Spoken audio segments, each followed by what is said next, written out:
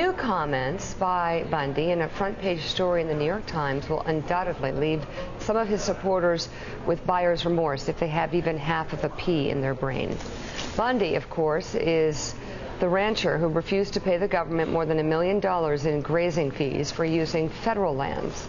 His defiance attracted the attention of anti-government activists, and armed militias have come to his defense. After a tense standoff, the Bureau of Land Management eventually backed off a court order to confiscate his cattle. With steady coverage in the conservative media, Bundy has used the attention to hold daily news conferences to discuss his views on government overreach, welfare, and race. And according to the Times, this is a front-page story today, in a recent talk, Bundy launched into a tirade on African-American families, using a racial slur and adding, quote, this: "They were basically on government subsidy. So now what do? They abort their young children, they put their young men in jail because they never learned how to pick cotton. And I've often wondered, are they better off as slaves, picking cotton and having a family life and doing things, or are they better off under government subsidy? They didn't get no more freedom, they got less freedom."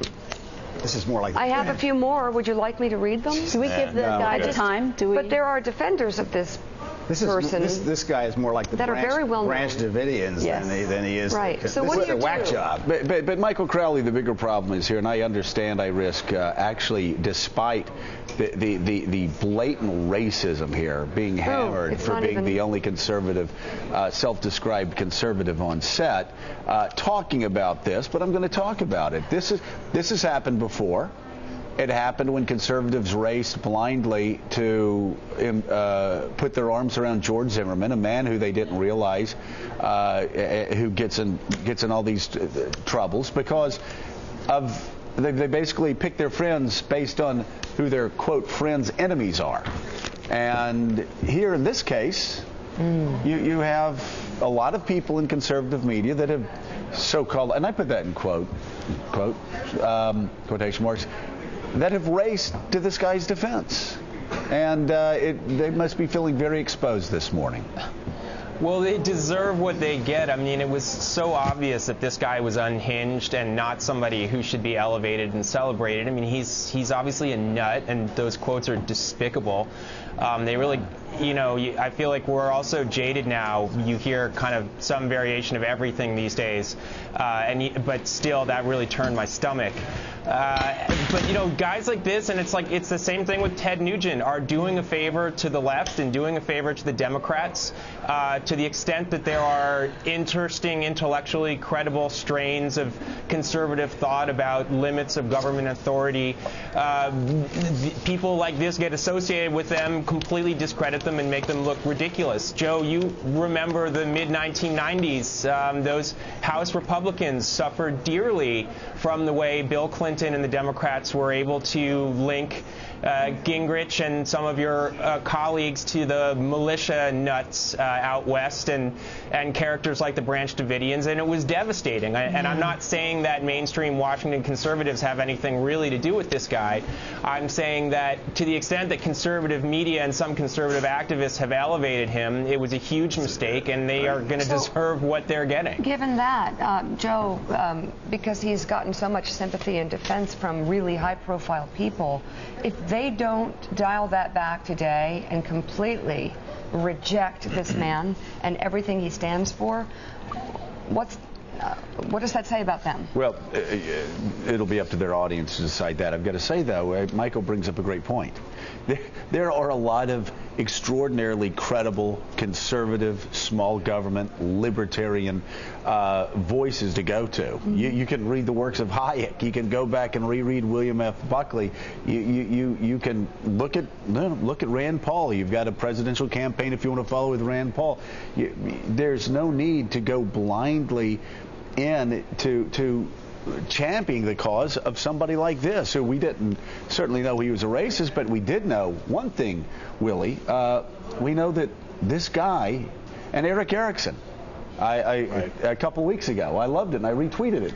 Eric Erickson said, there must be something I don't understand in this Bundy case, because isn't he using land that he hasn't paid for, that he has no right for. And Eric Erickson, like myself, like a lot of other small government conservatives, what are we about? We're about property rights. We talk about property rights all the time. There is something, in fact, if you go back to, small government conservatism, the idea of property, personal property, is one of the most important things. And really here, this guy, talking about welfare, this guy wanted a free ride off the government, off the rest of us. And for some reason, some self-described conservatives left people like Eric Erickson and myself scratching our heads going, wait a second, this guy's getting a free ride. Well, when you start with there is no federal government, he believes that land belonged to everyone, that belonged to him, it belonged to the people. Sounds like communism to me, Willie. Well, and by the way, it sounds like communism. He and his supporters are declaring victory. They say the federal government, backed down. We ran them out of here. There's a quote in here from his son who says, now they know we were serious, we weren't playing around. You talked about Republicans being careful running to him. Senator Dean Heller has called his supporters patriots, but he did come out in this New York Times piece and completely reject the comments that Mika just read from Mr. Bundy. Oh my gosh, we've also had support from Rand Paul as well. I think this does put, like you say, Joe, a spotlight on those conservative politicians with national ambition. This is a huge gift to us because it falls into this stereotype that a lot of people already have about Republicans, and it's not fair. What happens is the media always picks up the most extreme example, whether it's the left or the right.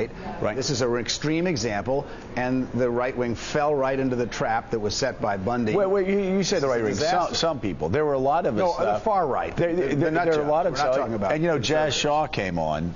We had Jazz on, and Jazz and I were going back and forth, and he said, hey, there may have been a better way for the government to handle this when they had the confrontation, but this guy's completely wrong on grazing fees. That's hot air. They said they distanced themselves from it. Eric Erickson with the Red State, one of the most conservative people. This guy's basically a guy who doesn't pay his taxes. That's what he is. Yeah, well, he's a freeloader. Yes. And by the way, when you say everybody owns everything, I'm sorry, Howard, you may understand this philosophy more than me. This sounds like socialism. That's socialism. Or something. I don't know. Yeah. Okay. Maybe this guy should move to Vermont and vote for Bernie Sanders. Should we all go camp on that federal land and say what his followers say about that? Yeah. I don't think so. Well, let's camp on his land because he obviously doesn't believe in property rights. That's right. Okay. Are we good?